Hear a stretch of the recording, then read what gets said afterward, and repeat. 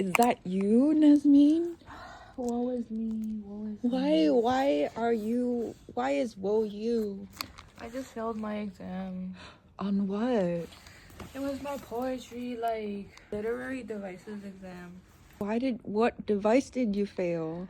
My teacher said I don't know what anaphora is, and I'm so confused because I thought I did know anaphora, and she said that I don't know it well, so she failed me.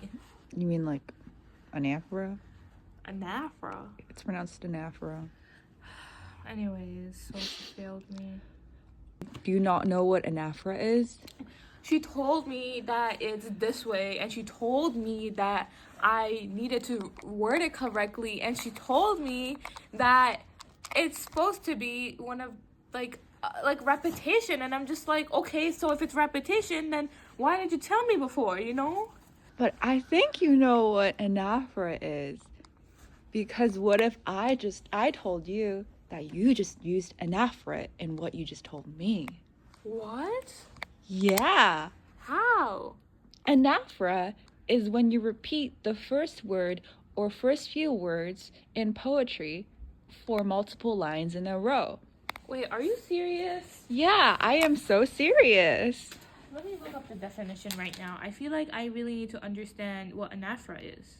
Well, according to Merriam-Webster Dictionary, anaphora is the repetition of a word or expression at the beginning of successive phrases, clauses, sentences, or verses, especially for rhetorical or poetic effect. And I think that I don't understand. Like, it's not just repetition then? It is repetition, but for a certain effect, right? Yeah. So, for example, if I say something like, oh, when I grow up, I want to live in New York. When I grow up, I want to eat nice food in New York. When I grow up, I want to be able to, what? That was part of the exam. That was part of the exam, okay?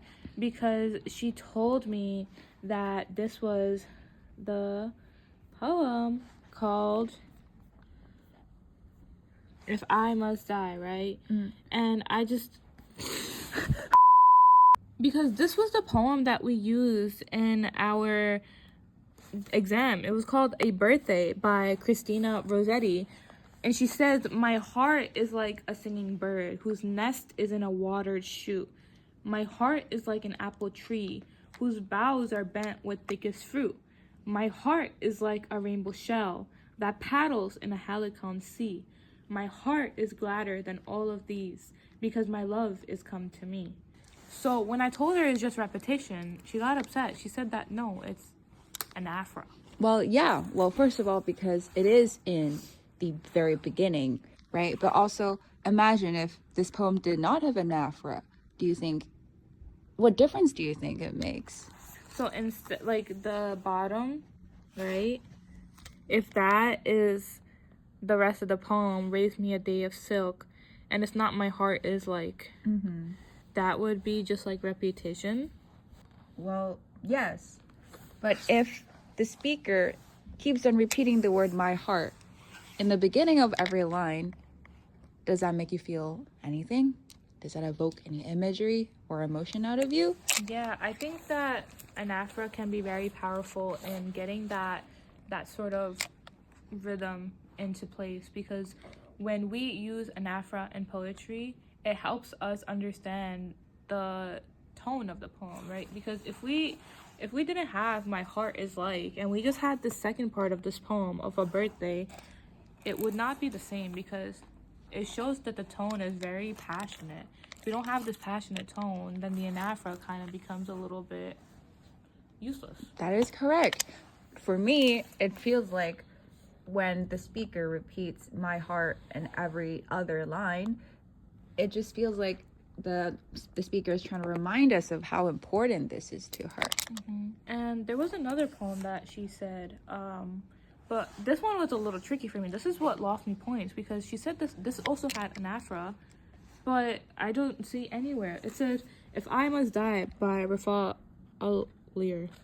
If I must die, you must live to tell my story, to sell my things, to buy a piece of cloth, and some strings. Make it white with a long tail, so that a child somewhere in Gaza, while looking heaven in the eye, awaiting his dad who left in a blaze and bid no one farewell, not even to his flesh, not even to himself, sees the kite, my kite you made, flying up above, and thinks for a moment an angel is there, bringing back love. If I must die, let it bring hope, let it be a tale. So I said that this is a lot of imagery. And she said that Anaphora is also present, because I guess the whole unit is about Anaphora.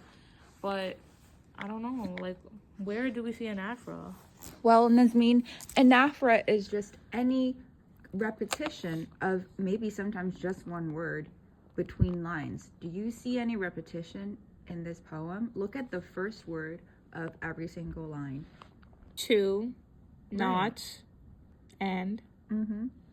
Wait, so only, even if it's just one word, it's also just Anaphora? Yes, it is any repetition at the beginning of a line or a phrase. Oh, because I just, like, when she brought it up, I just thought it might just be, like, the last two lines. So, like, why is just 2 lines the entire, like, poem about Anaphora? Well, it sounds like she didn't do a good job of explaining. Wow, thank you, Ellie. No I understand problem. Anaphora now. The other thing she told me was, like, apostrophe. Is that your friend? No, like, she said that it's the opposite of Anaphora. Epistrophe? Epistrophe? Epistrophe, is that just like the repetition of a word or expression at the end of successive phrases, clauses, sentences, or verses, especially for rhetorical or poetic effect? Exactly. What a oddly clarifying explanation from someone who supposedly does not know what it means.